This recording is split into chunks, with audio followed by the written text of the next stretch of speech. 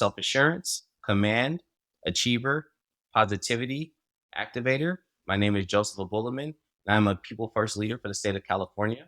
My biggest aha moment around learning my strengths was that I can use these ideas, these concepts, this new way of learning about myself to better communicate with others and to be a stronger leader within my industry as well as in my personal life. I'm Darren Verasami, I'm Brandon Miller, and this is The Strengths Whisperer. the show empowering leaders to create, build, and sustain great places to work. On this episode, we have Joseph Abhulimen. He's a people-first government leader and a leader at Sahara, the Sacramento Area Human Resource Association. Before we get into the show and talking about your brand of leadership and how you've grown teams, we had you take the Clifton Strengths Finder assessment. What were your initial thoughts when you first saw those results, Joseph? You know what? If I were to connect the process to the results, I think the questions, I was thrown off by the questions initially because it was, it's pretty tough, right? You had 20 seconds or so to answer two questions that either favored you or not. And then when I saw the results, I thought it was pretty spot on. It was definitely an aha moment. It described, in at least in words, being able to read it, why I make the choices that I make, how I deal with people, deal with obstacles, etc. Always simplified my approach as maybe trying to do the right thing, but those results gave it a lot more context. And the process is pretty interesting. So there's 177 themed pairs of statements, and you might have on one end, it might say something like, I enjoy organization in my life. And on the other side, it says, I like a lot of variety. And then there's dots in between that. And you have to pick on that scale which side you kind of lean more towards, or you could pick dead center, right? But that gets you going. And you're right, you only have 20 seconds. Joseph, do you know why you only have 20 seconds for making that choice? What the logic is behind that? I think halfway through taking the 177 questions, I realized it wanted to test me on, without letting the mind run too far and making the right choice, what you truly identify with. So I think that 20-second interval is to get you to choose the true you, right? The true decision, impulsive decision, and not necessarily giving you too much time to try and weigh the pros and cons of the questions people are choosing. You're spot on with that. So it's 20 seconds because the Strengths Finder does get lumped in as a personality profile assessment. It's actually a talent measurement tool. And a lot of times when people are first taking it, they'll go through and they'll say, how's it going to measure me accurately? How's it going to measure who I am at work? Because I'm this way at work and I'm this way at home. And what we always say is, I got news for you. There's one of you. The way you choose to show up in these different environments, that's going to be guided by the environments. But at the end of the day, what are your core talents? And oftentimes people will see results and they might say, that really resonates. Or, geez, that really resonates with me at work, but not as much at home. Or that really resonates with me at home, but not as much at work in these different areas. So it really becomes eye-opening. And that 20-second component is exactly for that, to squeeze us to our core under pressure.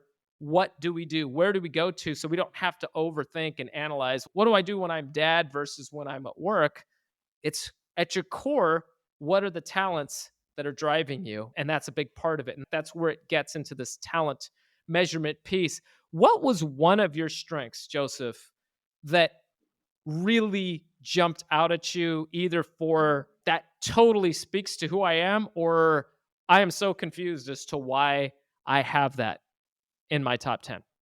I would say the self-assurance, maybe we can call it a competency, the self-assurance piece, only because for me, it jumped out as, okay, that explains why when you see challenges, when you're confronted with situations, especially when I'm working with people, that I put myself in a position to where if I can provide that self-assurance for myself, I can at least transfer that energy over to those who may not have as much, right? That's confronted with the same challenge. But at the same token, with everything going on in the world, having to make split decisions or having to make leadership decisions based on sensitive circumstances, it was almost as if it was like, oh, that's interesting. That's your top one, but it's also the one that you may struggle with as well because you don't want to be wrong when you're dealing with certain circumstances, right? You want to make sure that you have all the facts you need. I tend to get into the weeds before I make a decision, but you end up struggling with that self assurance of have I made the best decision given the circumstances? It's fascinating because for you, it's your number one, followed by command, achiever, positivity, and activator. That makes up your top five. And self assurance and command are the two rarest strengths to have in the top one and two positions, right? So those comprising who you are at the top is really interesting. And when we think of self assurance and seeing that, the way that you articulated it is this strength that brings with it this lens of the ability to make the decision and pass that on to other people.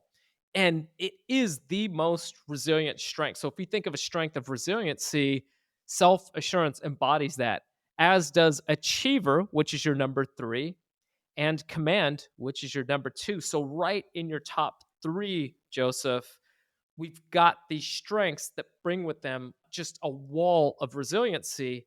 And to your point, self assurance, one of the reasons people will oftentimes follow along with it is because of the fact that, not that we're going to get everything right all of the time, but because of the bounce back ability of the strength. And then when you couple that with the other two, it's really strong for how those kind of move forward for us. How have you seen this resiliency component that comes from these three strengths? Have you seen areas where it's been helpful or even a challenge? Sometimes our strengths are neutral, right? And when I say neutral, they can be our greatest assets, our greatest liabilities. Have you seen times where it's been beneficial or has gotten in your way in your leadership journey? You know what? To answer that question, I would say it's been a bonus in certain circumstances and it's been a challenge in others, right? So, in certain circumstances, because I approach the situation where I'm looking to help people, I'm looking to make sure that whatever team that I'm developing or whatever situation I'm approaching that has an impact on people, it's giving them that self assurance that, hey, we're in it together. So, in the end, whatever conclusion comes from this particular situation, it's going to impact me just as much as it's going to impact you, regardless of title, regardless of position or perspective that we're playing when it comes to this particular situation. So it helps those who are around you feel as if, hey, you know what? I can have an open, honest conversation with this guy. He's giving me that space, that safe environment, psychologically safe environment, right? To be able to pour in, give my ideas because I know that we're moving together as a unit. But sometimes that's great when it's top down. Now, when it's bottom up, it's a different scenario, right? Because we're dealing with a situation where others will look at it and could view it as okay, well, yeah, this guy is providing his ideology, he's giving his take on things. But there's a hierarchy system here, right? And so now instead of me being in a situation where I feel as if I'm providing great insight, I'm being open and honest. And it can be looked at as, hey, this guy is pushing against boundaries that is making the leader or someone above me feel a little bit uncomfortable. And I think that's really an important point that you bring up, particularly coming with a wealth of experience just from different government lines of work and going through, because that hierarchy that you talk about, it exists in most organizations, but in many government agencies, that is there. And sometimes that is what is followed over what's actually the best outcome for the organization because of the hierarchy that goes through. So when we're trying to manage upwards, in government, it's actually different than managing upward in the private sector. That is a fair statement. The government has, from my perspective, has had to confront that challenge as time has gone on, whether that's retaining talent, acquiring talent, right? It could be a stigma to a certain degree, especially for those entering the workforce, newly to the workforce, or like you said, for those that have a different workplace environment experience in the private sector. I think this is an important piece to be mindful of because a lot of times there's many incredible government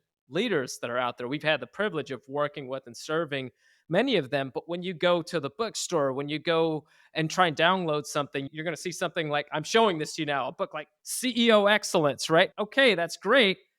But what does that mean when I'm the equivalent in a government organization, when there's more bureaucratic channels to go through? There's more political elements that we have to manage around of how that works and the history of how an agency has been formed. Some of that transformation is part of what is actually so exciting and so rich about the government experience, because you're kind of in a season of transformation right now, and some of that could be taking place within where government agencies are at. And it can also be one of the challenges, right? There's all these ups and downs that we have to deal with, but there's very different nuances versus private sector versus the public sector world that we get into.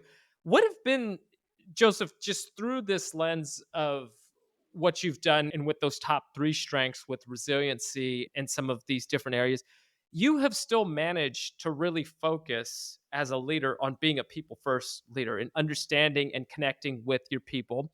In many organizations, government or private sector, the challenge with the path to leadership is often that we'll take somebody that has incredible technical experience doing a certain task. In private sector, the analogy is often, hey, you've been a great individual contributor on sales as a salesperson, so we're going to promote you to run a sales team of 10 people, but now you're not going to be individually selling. And then they don't do well. And we see that in the government where somebody's been an individual technical contributor, like an analyst, and going through, and they're brilliant at that. And then we move them into a managerial role because that's the only track for them to go. And then there's a little bit of a struggle on the people side of it. Over your career, you have really developed and understood the power of just the people principles, if you will, in managing and leading teams within government organizations. Any just nuggets, insights that you've had that have helped you to be successful in that space? I always lean back on my faith. Outside of culture, outside of my experience, I lean back on the principles of my faith. And so one principle is, to be the greatest of these is to be the greatest servant, right? Being a civil servant has to be the foundation of your mindset in working through the ability to navigate, so to speak, through leadership bureaucracy. One, how are we impacting our beneficiaries, which is California citizens, right? In whatever various department or services you're providing. But then two, bringing that same mentality and transferring that same mentality over to the people that are doing the job. What's different from private sector than public sector or the government is that we're not here working for a bottom line. We're here working for the satisfaction of California citizens. And so if I can get an individual that can, one, learn the expertise, I can teach anyone the technical aspect of it. But what I can't do is give you the mentality of how you connect what you do and how does that benefit those that need the service.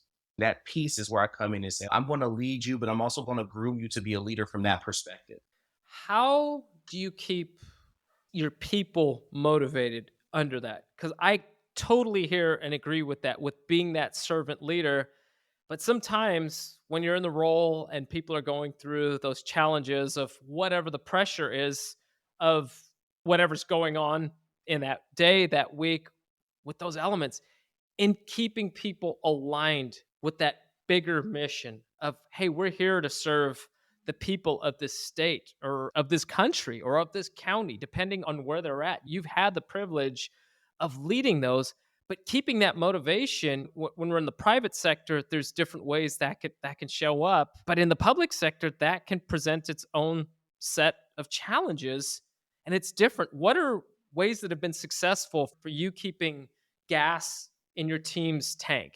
I think first is it's building a certain level of trust. I think in today's world, we've somewhat lost those simple principles, right? Those simple human, I would even say playground principles that we grew up with back as children, right? Whether it's on the kickball team or whether it's coming down and say, hey, I know we have these tasks to do, but let's build a certain level of trust first and foremost, right? And what does that actually mean? Trust me that I'm providing you the best information, but I'm also going to trust you that you're going to be able to give me your best or your insights or what you think. And again, creating that space to be able to foster those principles, a sense of belonging. I think most people don't mind the issues outside if they know that there's a sense of belonging within the team. We know there's going to be challenges, and I think most adults, just like kids, know, okay, well, it's not a us versus them thing. But if we're having issues because I don't feel a sense of belonging on this team, or I don't feel a sense of trust and that I can come and regardless of what my day is or my thoughts, we're working together, we're doing this together, then it's a hopeless cause. You have people who are motivated by outside factors, money, of course. But I think for me, I bring it down to a very elementary perspective.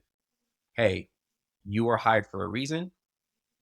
I want to get to know you. And even if there's barriers in getting to know you that you want, those walls that you want to put up that most people do, at least let me get to know your intellect. There's so many that it's diverse, right? There's so many different facets of a person that just because I don't know you personally doesn't mean that I can't trust that this person is intelligent or this person has interest in other areas that I can learn about and they can learn about me for us to build those bridges of trust. You can build multiple is trust in order for us to trust each other. And I think that's the one thing that we need to get back to. I'm reminded in what you've said here, Joseph. I learned this from a really great friend of mine. He actually helped coach me through my TEDx talk that I delivered a couple years ago. And what it was is it's this technique. It's called the Ford technique. And this applies in professional settings, it applies in personal settings as well. But what you talked around, those playground principles, right? So we can find our way to connect with people oftentimes through one of four ways. So the F stands for family. Sometimes there's a family connection that could be in history. You said you rest a lot of your beliefs and what drives you on faith. Sometimes that is come to us through the family cycle, right? So it's through family. O is occupation, right? Sometimes people will light up when they get to talk about their work of what they do. That could be that intellect piece of what they're talking about.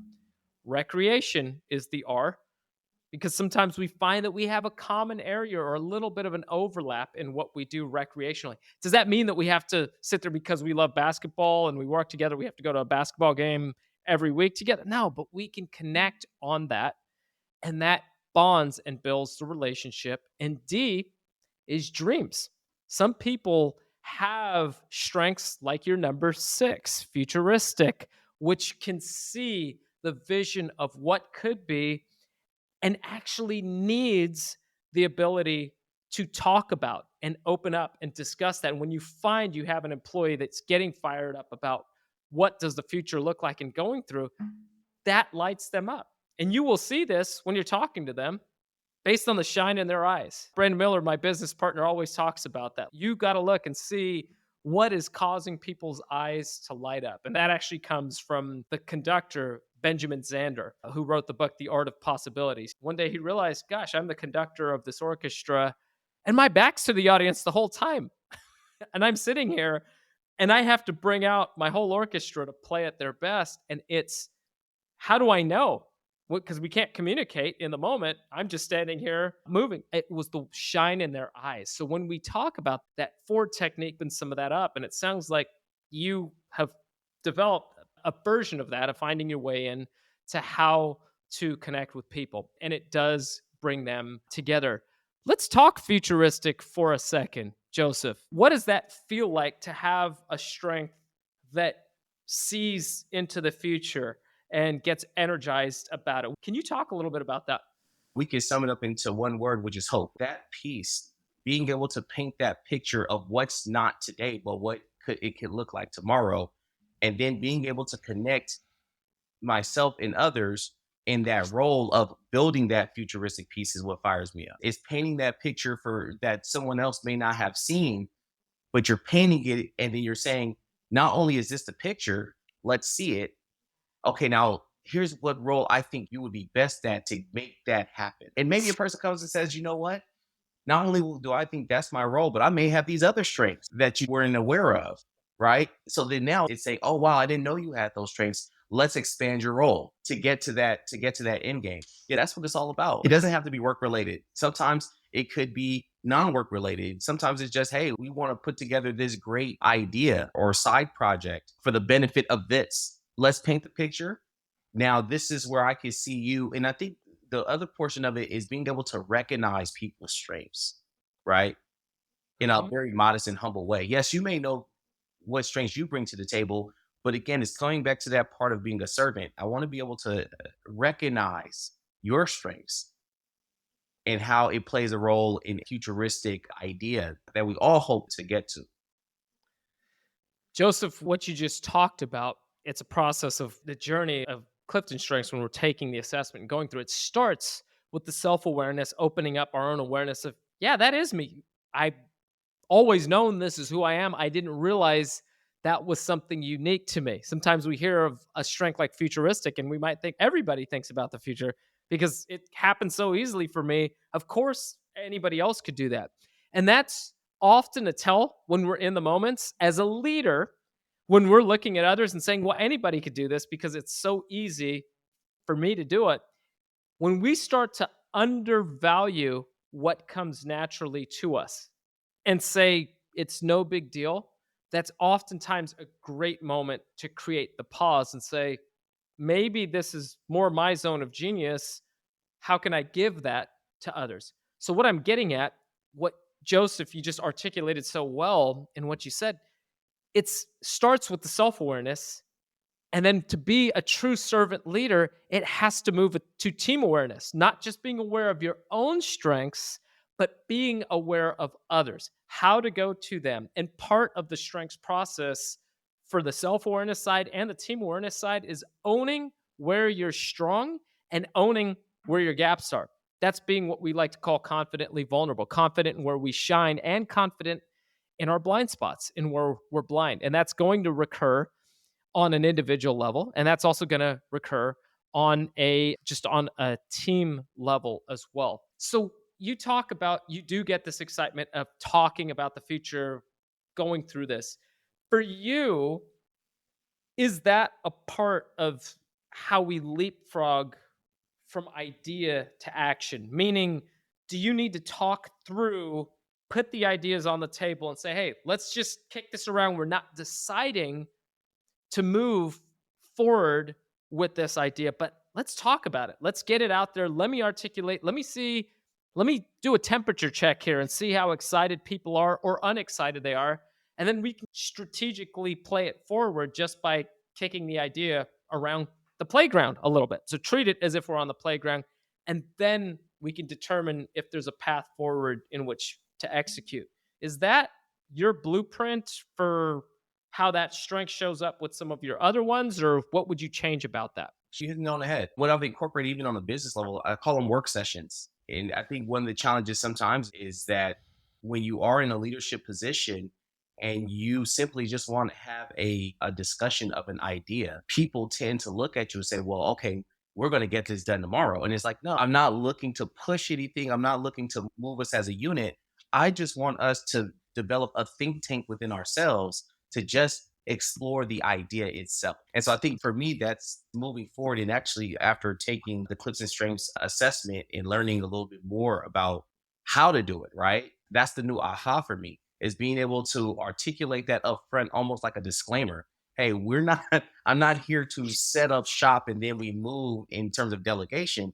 I just want to be able to have a think tank process where we think about it, we play around with the idea, you give us pros and cons. Hey, maybe there's some other ideas you may have that's associated with what I was thinking. Let's go through a few rounds of those before we actually nail down what we want to do before we move as a unit. And so that's my new blueprint, so to speak. For a leader that's listening in, that goes through, that is feeling and that thinks like you, that needs to just ideate, do you have any just ways that you have come to message that to the team? Because to your point, in all organizations, but particularly government organizations, sometimes the culture is so ingrained that if the leader says something, we need to jump on doing that. And that couldn't be further from the truth. What is a go to that you could provide for a leader that might be listening in that's, oh my gosh, you're speaking to me, where I just want to create a safe space for an idea to just be a think tank? Any techniques that we can go through with that? Be intentional with creating the space. It starts with you, right? It's almost like say you're laying the foundation for others to come in. That's the servant part of it. Be intentional. If this is what I want to create, I'm going to be intentional with setting out the parameters of the meeting, right? If I'm sending out the calendar invite, I'm going to think, hey, let me throw in a background of what we're doing so that when people read it and they're preparing, they realize, oh, I can actually take a breath. This is going to be more of a discussion. And then when that meeting occurs, be the first one to speak and lay out the parameters. Hey, we're just simply here to throw out an idea. Here's the product or here's the idea. Let's discuss. Secondly, develop generative questions. Think about the questions that you would ask yourself and then pose those same questions to the team to generate the conversation, with the caveat that you are highly interested in what they think, that whatever comes from the question and answer format may possibly create tension, but it's part of the process of getting to the best product or the best idea moving forward. And then lastly, facilitate appropriately. Facilitate appropriately. If you see the conversation steering away from where it needs to go, in a loving way, bring it back. And then from there, let them know that they're valued. And you use that technique to let them know, hey, everyone that's in this work session, whatever ideas you have is valued. I'm not here to just have you sit in a meeting quietly, like most of us typically go to meetings and half of the meeting is quiet. Some may say, well, I'm just taking notes. I don't want you to take notes in this meeting. I want you to give your insight. And I'm going to ask you questions and facilitate a discussion to get those ideas out. Thank you so much for sharing that. Oftentimes, for leaders that think in this more ideative sort of process, it can be challenging and a bit of a struggle because we're doing it, we're acting it, we're operating in that way. And then there's the assumption that everybody's going to jump in the same way. And people on your team might be highly wired with executing strengths. So once they hear a good idea, the thought is, great idea. I see how to climb the mountain. I'm putting my shoes on. I'm climbing the mountain. And that couldn't be further from what we're looking at. We're just trying to determine if we even should climb the mountain. And that's the debate that's going through, and thinking of the ways and the what and the how. So that is so critical for people to kind of think about. But I want to thank you, Joseph, so much for joining us and sharing your story of being a people first leader. If people wanted to learn more about you, to connect with you, where's the best place for them to find you to do that? The best place would be LinkedIn. If I see a message, I'm more than willing to respond. If those want to continue the conversation or have questions, even if it's non-government related, I'm an open book, so we can always talk and have great discussions. Fantastic. And we will have your LinkedIn information included in today's show notes as always. For our listeners out there, are you ready to discover your strengths to accelerate into life like Joseph has? We believe in this path so much, we're offering our listeners the opportunity to discover their top 5 Clifton strengths. All you have to do is email us at Brandon, Brandon, at 34strong.com. That's Brandon at 34strong.com with the subject line Top 5 to request your StrengthsFinder code. Joseph, thank you so much for being with us and joining us today on the Strengths Whisper. We will catch you all next time.